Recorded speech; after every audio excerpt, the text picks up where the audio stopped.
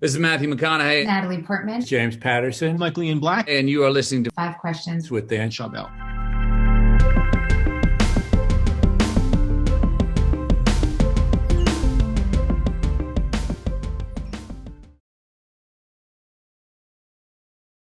Austin, welcome to Five Questions. Awesome. Thanks for having me on. Where does your determination and mindset come from that has helped you outwork the competition and become a force in the NFL? I would say it's been an accumulation of competition and consistent drive to try to be the best version of myself and competing versus myself. Yeah, it seems like there's an internal drive and you perform daily actions, especially when it comes to fitness. You're really known for lifting really heavy weights consistently. Right. What is your secret for creating the daily habits that keep you at the top of your game? Wow. I think it's exercising that same mindset, but in different ways. Right. That means I play football, yes, but that is not my only thing that I do. It's my biggest opportunity, I feel, at the moment. But I'm also very interested in real estate. So I also am exercising those same mental just determinations, right? Trying to educate myself, trying to connect, trying to really immerse myself in these different avenues that can help me basically practice as the same time that I'm growing my own value. So I'm practicing connecting, I'm practicing learning all of these different things that add value to myself and also broaden the horizons that I have. Yeah, and I'm sure that some of the things that you've learned by doing business and real estate, you can apply on the field and vice versa. And you also are very involved in social media, and you have your own Yahoo Sports show called the Ekeler Edge. Yeah. Yep. Ekeler's Edge. So aside from playing football and doing real estate, which I didn't even know, you're also a Twitch streamer and you host your show. Why is it important for athletes such as yourself to build a following, and how have you benefited from doing so? I wouldn't say it's necessarily important to build a following. Just only, I guess, caters to people that are wanting to have some type of community aspect in their life going forward, whether that's a show, whether that's, some endorsements, types of things. But what I would say is very important is that you continue to grow your skills as an individual. This is not just for athletes. This is for everybody. Because I see it like this. There's that old saying, like, shoot for the stars. I'm like, well, if you shoot for the stars and put everything into one basket and you fail, you're going to start so low. So I say, build up your floor, right? Build up your floor. What does that mean? That means the things I've been talking about. Get connected with people in spaces that you're, familiar with and you're interested in. Learn yourself, right? Immerse yourself into these passions and into other things, whether that's your community, whether that's, real estate, I have my app that I'm building, whether it's, streaming, all these other things that I love, and immerse myself into, meet people there, learn about it, learn how it works, and talk about those things in the media, right? For me, I'm trying to build an actual community. So that's important for me and those that are also trying to do the same. And that's going to build up my floor. And what that means is no matter what, when I'm done playing football, I'm always going to have this value of these connections and this knowledge that I can fall back on, right? So if something else stops, I can still stay here and get connected somewhere else and start going there. So that'd be my advice on that. And isn't it partially that athletes only have a limited window to really capitalize on their actual sports career, and a lot of them afterwards can struggle maybe getting a job or finding the next thing?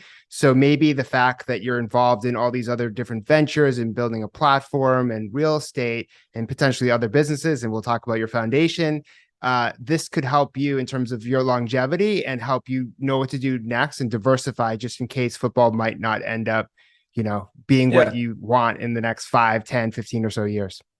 Yeah. And there's stages to it. As athletes, I think it's very important for us to early in our career focus solely on playing the sport.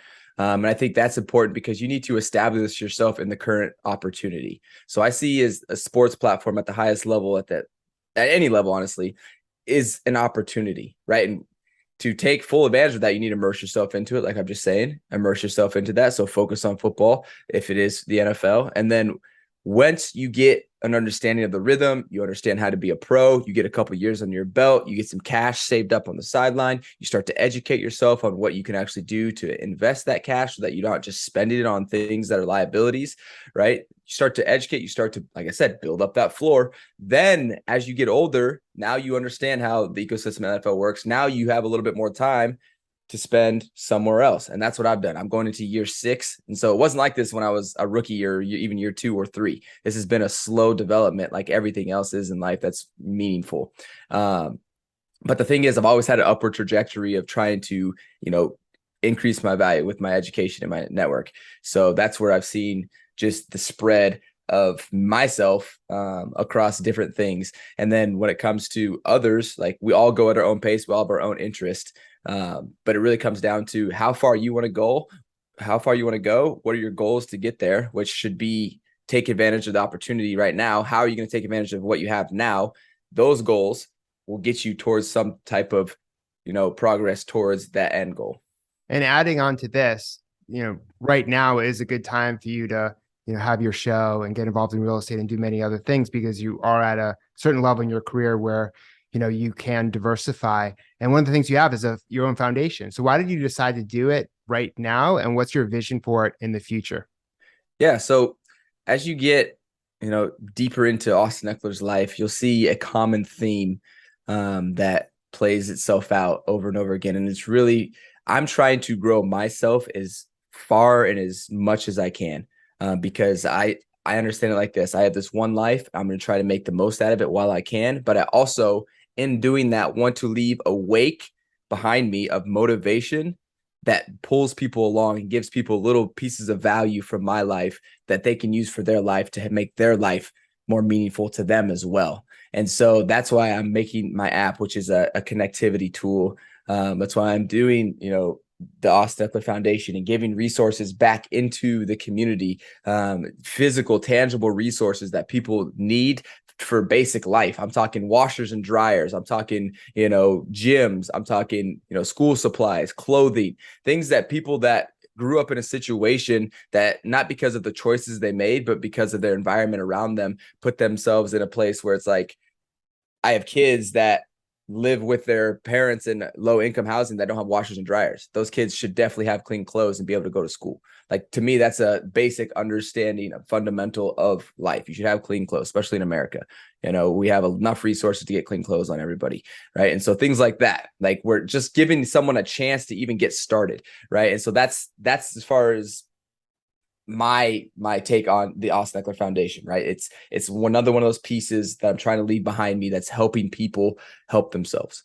Well, and I think it's very unique because you're doing it when you're still, young at this phase of your career. Whereas you see a lot of people, they wait maybe until almost retirement to start a foundation. You are practicing when you preach, you're, passing down kind of knowledge and resources as you go. And I think that's the right way to do it. And what's your best piece of career advice? Wow. Best piece of career advice would be to understand that you have opportunities right now and you have to take advantage of what you have right now before you can even think about what the future is, before you can even think about how far you want to go. You can have that idea of that, but you need to take advantage of now, because what you have now will present your next opportunity for you to come. And that is how you should continue to grow yourself, is what you have now is the most important. You can decide what you have now and what that looks like based off of your actions and what you have around you, but just understand that is your opportunity. So that's great, timely advice, because everyone's always, what's the next thing? What's the next thing? People are very easily distracted in today's world. And you're saying, hey, get rid of that distraction. Stop looking in the clouds and look what's right in front of you. And that's awesome advice. Thank you so much for being on the show. Yeah. Thanks for having me on.